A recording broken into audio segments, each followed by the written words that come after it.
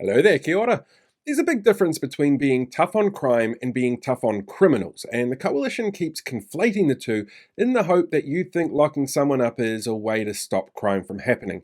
But they're actually creating the perfect conditions to increase crime while achieving nothing by increasing incarcerations. Here, let me explain. This week, we saw retailers get upset because the police are being directed by the government not to attend shoplifting crime scenes for anything under $500. There's a few other little changes in there as well around petrol drive offs and online fraud. That's a lot of money, and police not being involved means that they're no longer a deterrent against crime.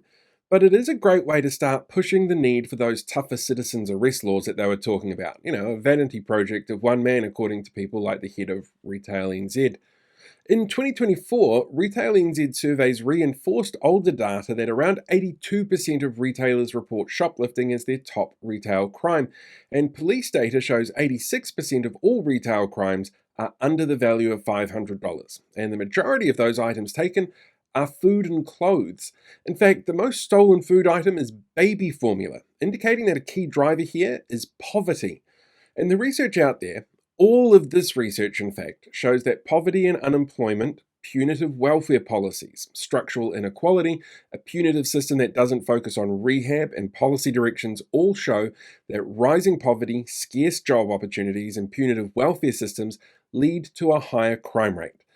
The examples they research include microcosms where a 10% fall in wage growth led to a 3 to 4% increase in crime, a 1 point rise in unemployment, or a 1.4 to 1.6% rise in property crime, that sanctioned beneficiaries have a 25% higher probability of becoming involved in low-level crime within 6 months, and that mass incarceration and welfare restrictions intensify poverty and social exclusion, which entrenches a cycle of crime, which is pretty much how gangs popped up here.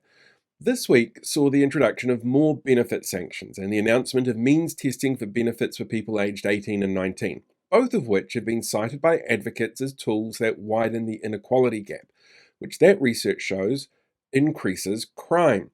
The latest Stats NZ data shows wage growth has slowed while the cost of living increases, which increases crime. The budget analysis on unemployment numbers and projections said the current unemployment rate will rise and remain high over the next 4 years, coupled with those benefit sanctions, a lack of employment opportunities, and low wage growth, all drivers of crime.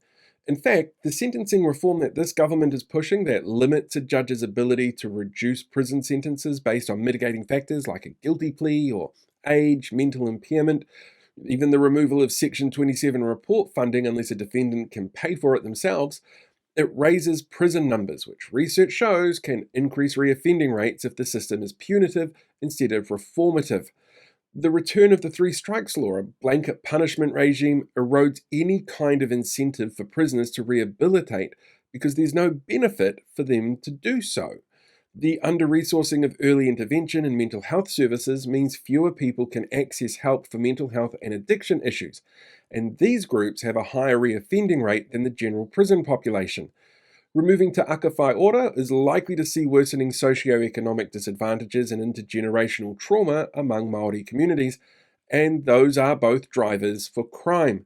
Setting up faster courts, kids' boot camps, expanding police powers, and adding citizens' arrest powers are all purely punitive, which that research shows increases the chance of reoffending, because tougher punishments don't deal with the root cause of offending. On top of all these laws, changes that the so-called tough-on-crime politicians have celebrated, they've re-indexed benefits so they don't rise as fast, keeping people in poverty, and increased sanctions exponentially.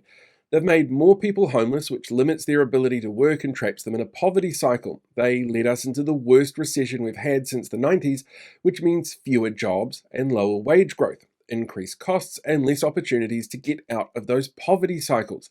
And they're building bigger prisons to create an even larger population of incarcerated people, all of which leads to, according to the mountains of academic research and data out there, more criminal activity as people are forced into more extreme measures to survive. So remember when Louise Upston jumps on social media to celebrate even harsher sanctions on what's meant to be a safety net? She's perpetuating a cycle that increases crime.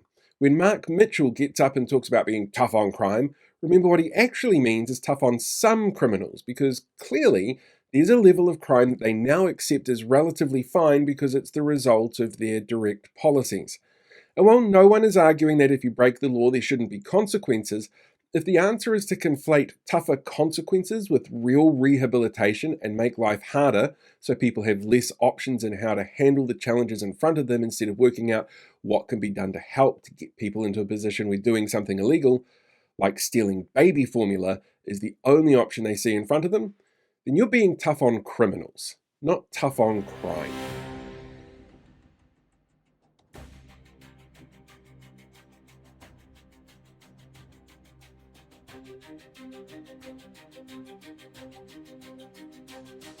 Hey, thanks for checking out today's video. Make sure you like, share, subscribe so you get more updates as we go along. We deal with these guys for the rest of the year.